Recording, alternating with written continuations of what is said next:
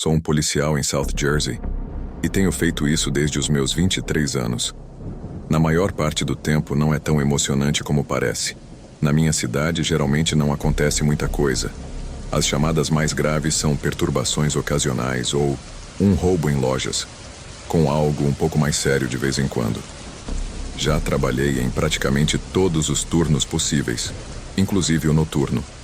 E durante o turno da noite, definitivamente ocorrem chamadas mais estranhas do que durante o turno do dia. Em uma noite em particular, durante o turno da noite, não recebi nenhuma chamada. Estava apenas patrulhando uma estrada tranquila, sem iluminação pública, com matas dos dois lados. Vi o reflexo de lanternas traseiras se aproximando rapidamente pelo lado direito da estrada, na grama. Conforme me aproximei, percebi que a porta do lado do motorista estava aberta. Comecei a desviar para a grama, planejando sair para ver se o motorista precisava de ajuda. Entretanto, quando me aproximei o suficiente, vi alguém saindo do carro e ficando perto da porta por um segundo. Depois começou a correr em direção à mata. Rapidamente, transmiti pelo rádio os códigos para uma pessoa ou veículo suspeito e saí do carro com minha lanterna acesa e a mão no coldre, apenas por precaução. Nessa situação, era preciso esperar o pior. Cheguei à porta dianteira do carro e olhei para dentro, meio esperando ver outra pessoa lá, mas o carro parecia vazio. Entretanto, havia um cheiro terrivelmente desagradável vindo de dentro do carro. Parecia o cheiro de um animal em decomposição. Chamei na direção da mata, perguntando se alguém estava lá e precisava de ajuda, e me aproximei da linha das árvores movendo minha lanterna rapidamente. Voltei ao carro para dar uma olhada mais de perto no lado do passageiro. Havia vários lenços de papel e toalhas de papel ensanguentadas no chão do lado do passageiro, assim como no banco de trás. Estavam encharcados de sangue. Todo o papel estava escuro de vermelho. Em algum momento, enquanto olhava dentro do carro, ouvi passos dentro da mata. Me virei com minha lanterna e gritei para que saíssem da mata, mas não vi ninguém. Alguém estava se escondendo. Naquele momento, a situação tornou-se ainda mais bizarra. Fiquei perplexo quando ouvi uma voz profunda, ecoando de algum lugar além das árvores e arbustos. Não conseguia discernir o que a voz estava dizendo, mas respondi prontamente. Identifique-se. Precisa de ajuda? Preparando-me para sacar minha arma, dei alguns passos cautelosos na direção da voz. Repeti minha pergunta. Você precisa de ajuda? No entanto, não obtive resposta alguma. A voz que eu havia escutado anteriormente não parecia pertencer a alguém em situação de dor ou sangramento. Além disso, por que alguém fugiria para a floresta ao avistar uma viatura policial? Definitivamente, algo estava muito errado. Voltei ao carro e pedi assistência. Conforme investigava o carro com mais detalhes, notei que ele não tinha placas. Quando voltei ao banco de trás, encontrei algo que quase me fez vomitar de choque. Havia algo pesado envolto em papel toalha ensanguentado. Desembrulhei com as luvas e descobri que era uma mão decepada. Demorou um pouco para eu perceber o que era, pois estava completamente vermelha e encharcada de sangue. A situação havia passado de uma situação de nível 5 para uma de nível 10. Radiocomuniquei que havia um possível homicídio e que precisava de reforços. Agora, liguei as luzes da minha viatura para ajudar outros policiais a identificarem minha localização com mais facilidade quando chegassem. Fizemos uma busca minuciosa na floresta em busca de possíveis rastros de sangue, mas não encontramos nada. Não havia nem mesmo rastros de sangue saindo do carro, o que significava que a mão e o sangue nos lenços de papel que encontrei podem não ter pertencido à pessoa que vi correndo para a floresta. Eventualmente, a unidade canina teve que ser chamada para procurar a pessoa. Horas e horas foram dedicadas à busca, mas não encontramos nada. O veículo foi apreendido, pois foi relatado como roubado por um morador de uma cidade próxima, que disse não ter ideia de quem poderia ter roubado seu carro. Impressões digitais foram coletadas do volante e testes de DNA foram realizados na mão, mas não houve correspondência com nenhuma pessoa no banco de dados. Até hoje, Nunca houve progresso em descobrir a identidade do motorista daquele carro e de quem era a mão decepada.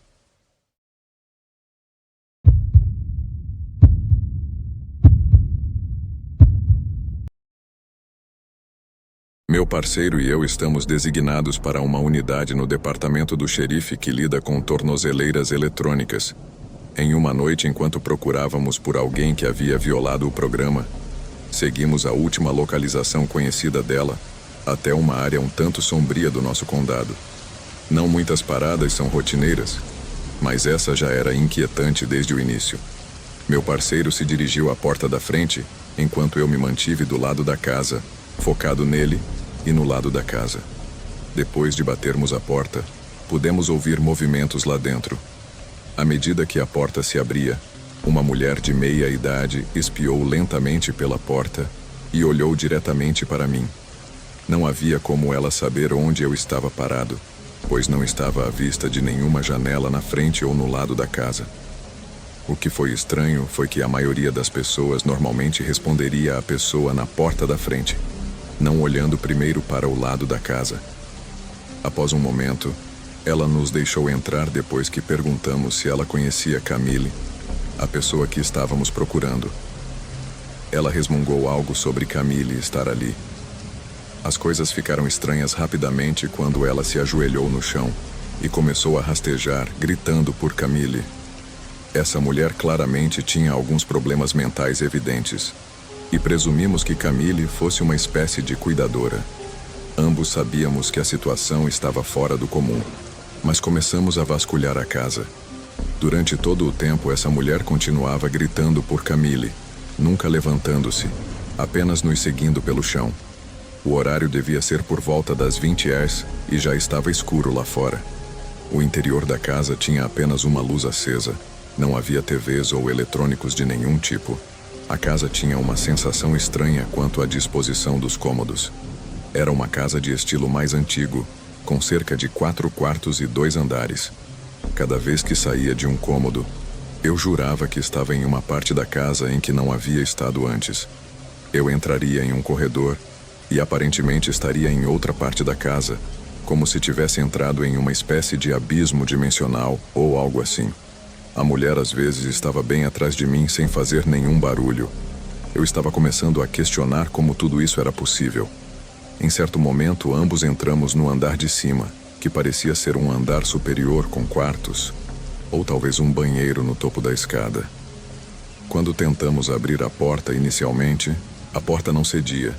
Parecia que estava selada de alguma forma, como se tivesse sido pintada e a tinta tivesse secado nas frestas da porta. Após um esforço extra, a porta finalmente se abriu, revelando um sótão, não quartos. Se você se lembra de Atividade Paranormal, quando o cara encontra uma foto de sua esposa e filho na isolamento, era algo assim. Não havia nada além de espaço de armazenamento, isolamento e uma lâmpada mais antiga com um cordão pendurado nela. A mulher permanecia sentada silenciosamente no pé das escadas, observando-nos e ocasionalmente gritando por Camille. Após o que parecia uma eternidade de busca naquela casa, entrando repetidamente em quartos que eu tinha certeza de ter acabado de verificar, decidimos que era hora de encerrar e deixar a propriedade. Ao sair, a mulher estava parada bem na frente da porta, fixando seu olhar em nós enquanto partíamos. De acordo com o momento em que chamamos a central, e quando deixamos a propriedade, só estávamos lá por 20 minutos. Mas pareceu que havíamos estado lá por mais de 1 hora ou 2. Eu não sei o que foi mais perturbador. O fato de ser tarde da noite, a mulher gritando o nome de Camille e rastejando de joelhos e mãos, aparecendo silenciosamente atrás de mim quando eu não a ouvi mover, ou o fato de que ela estava de pé na porta, apenas nos observando enquanto saíamos. Nunca mais voltamos a essa casa.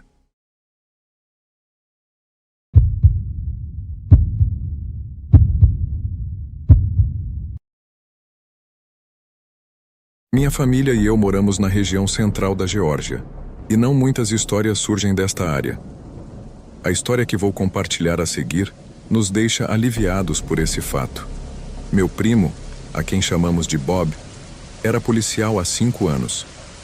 Ele entrou na força com olhos brilhantes e otimismo, como muitos fazem. Pode parecer clichê, mas ele realmente queria fazer a diferença e ajudar a melhorar a vida das pessoas em sua comunidade. Um dia, eles receberam um alerta sobre uma casa em algum lugar entre Macon e Roberta.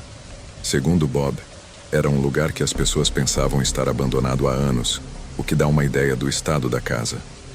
Quando eles chegaram, um senhor mais velho estava sentado nos degraus da frente da porta, com as mãos nos bolsos. Bob e o outro oficial se aproximaram dele e ficaram alarmados ao ver que o homem estava chorando, ou melhor, soluçando, e também murmurava algo sobre como tudo estava horrível. Eles tentaram questionar o homem, mas ele estava completamente incoerente. Não levou mais do que alguns segundos para perceber que o pobre homem estava traumatizado. Enquanto seu parceiro chamava por outra viatura, Bob sacou sua arma e decidiu entrar na casa. O cheiro dentro da casa era insuportavelmente rançoso. Ele me disse que a cozinha e a sala estavam em total desordem. Estava claro que os proprietários da casa eram acumuladores, com panelas e frigideiras empilhadas quase até o teto e comida estragada espalhada por toda a mesa. Caixas de comida para viagem estavam espalhadas pelo chão. Era uma cena repugnante. Conforme os procedimentos exigiam, Bob chamou para ver se alguém responderia, mas só obteve silêncio. Ele me disse que, mesmo com todo o treinamento e experiência adquiridos ao longo dos últimos 5 anos, sua frequência cardíaca já estava aumentando rapidamente, com a arma pronta. Ele verificou a sala de estar e não viu ninguém lá também. Ele seguiu pelo corredor, onde o cheiro estava ficando muito pior. E quando tudo se tornou insuportável, ele cobriu a boca e o nariz e abriu a porta que suspeitava ser o quarto, aonde na cama havia 2 cadáveres de pele cinza e cobertos de moscas. Apesar do estômago embrulhado, Bob decidiu se aproximar para uma observação mais detalhada, uma decisão que ele disse que lamentou desde então. Um dos cadáveres era masculino e o outro feminino. A pele de seus rostos já estava começando a se desprender e as moscas voavam para dentro e para fora de suas bocas. Algumas pousavam e ficavam perto de seus globos oculares. Enquanto Bob examinava o corpo da mulher, ficou horrorizado ao descobrir que ela estava segurando um corpo ainda menor, o de um bebê morto.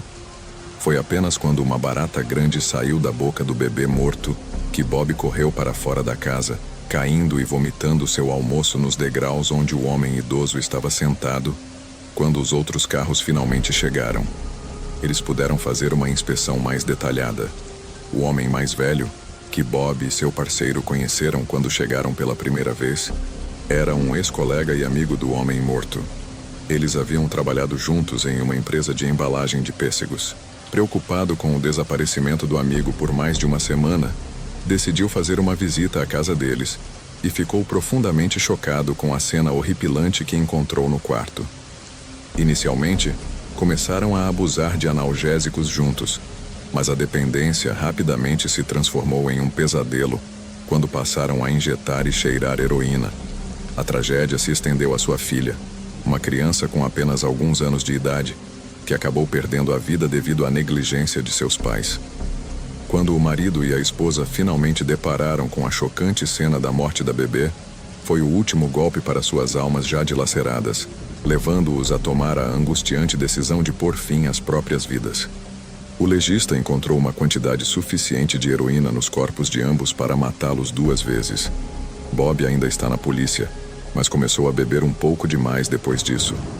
Ele está em terapia e conseguiu controlar seu consumo de álcool, mas quase toda vez que conversamos, ele diz que ainda tem pesadelos com o cadáver daquela pobre criança, e em seus pesadelos, o bebê ainda está chorando.